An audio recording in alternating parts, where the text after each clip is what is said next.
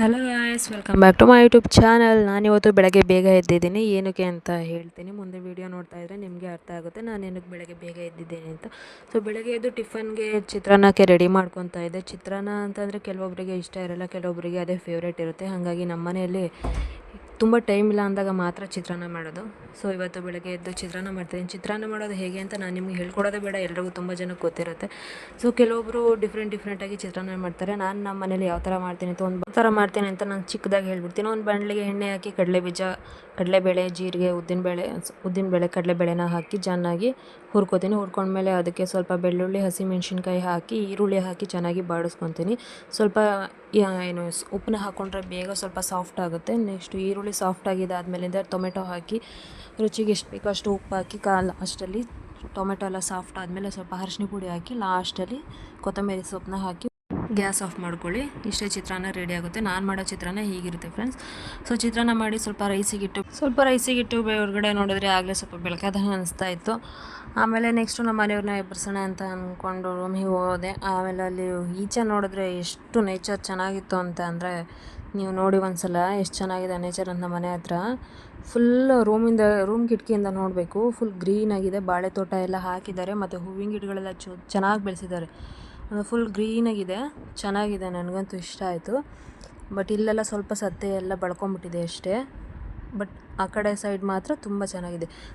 ಹೇಳ್ತೀನಿ ಅಂತ ಹೇಳಿದ್ನಲ್ವ ಇಲ್ಲಿಗೆ ಹೊರಟಿದ್ದೀವಿ ಅಂತ. ಇವತ್ತು ಮನೆಗೆ ತರಕಾರಿಗಳೆಲ್ಲ ಫುಲ್ ಖಾಲಿಯಾಗಿತ್ತು. ನಮ್ಮ ಮನೇಲಿ ಏನಿಲ್ಲ ಅಂದರೂ ಒಂದು 15 ದಿನಕ್ಕೆ ಒಂದ್ಸಲ ಇಲ್ಲ ತರಕಾರಿ ಖಾಲಿ ಆದಾಗೆಲ್ಲ RMCಗೆ ಹೋಗ್ತಾ ಇರ್ತೀವಿ. ಸೊ ಇವತ್ತು RMCಗೆ ಹೋಗಬೇಕಾಯಿತು. ಮನೆಯೆಲ್ಲ ತರಕಾರಿ ಖಾಲಿ ಆಗಿತ್ತು. RMCಗೆ ಹೋಗಿ ಫ್ರೆಶ್ ಆಗಿರೋ ತರಕಾರಿ ತೊಗೊಂಬರೋಣ ಅಂತ ಇಬ್ಬರು RMCಗೆ ಹೊರಟ್ವಿ. ಬೆಳಗ್ಗೆ ಬೇಗನೆ ಹೊರಟ್ವಿ, ಒಂದು 6 ಗಂಟೆ ಟೈಮ್ ಆಗಿತ್ತು ಅನಿಸುತ್ತೆ.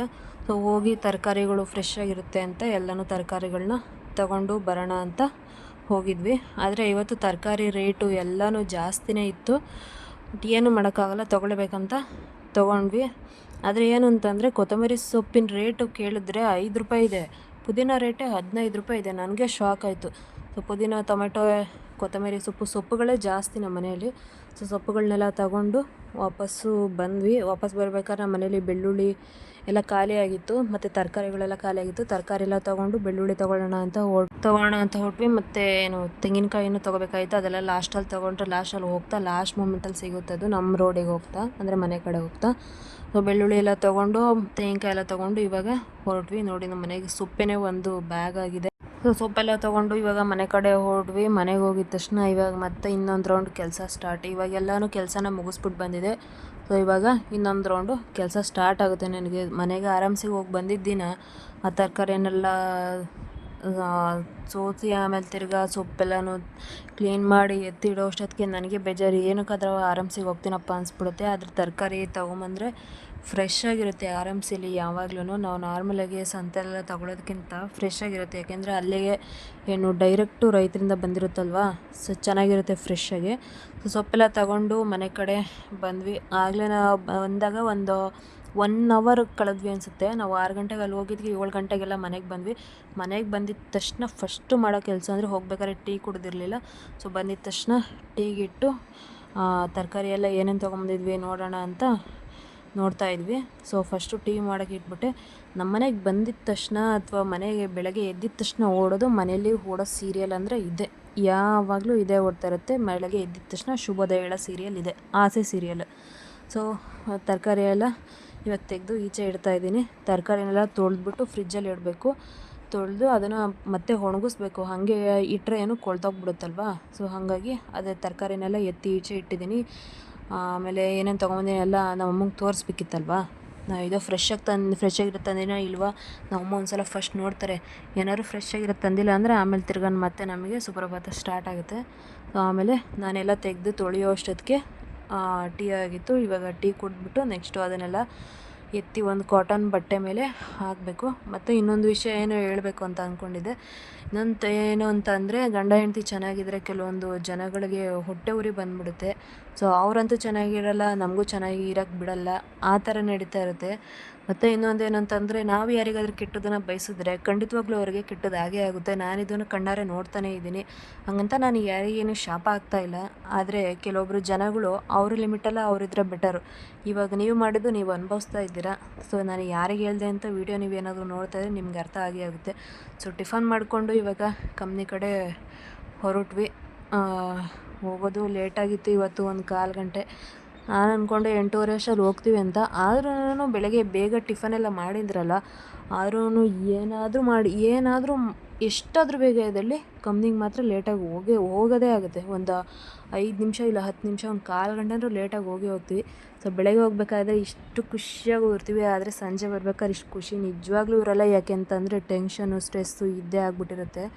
ಸೊ ಹೋಗಿ ಕೆಲಸ ಎಲ್ಲ ಮುಗಿಸ್ಕೊಂಡು ನಮ್ಮ ಪವನ್ ಕುಮಾರ್ ಅವರು ಈವ್ನಿಂಗ್ ಬರೋದು ಲೇಟಾಗುತ್ತೆ ಅಂತ ಹೇಳಿದರು. ಸೊ ನಾನು ನಮ್ಮ ಅಣ್ಣನ ಜೊತೆ ಗಾಡಿ ಎತ್ಕೊಂಡು ಮನೆಗೆ ಬಂದ್ವಿ.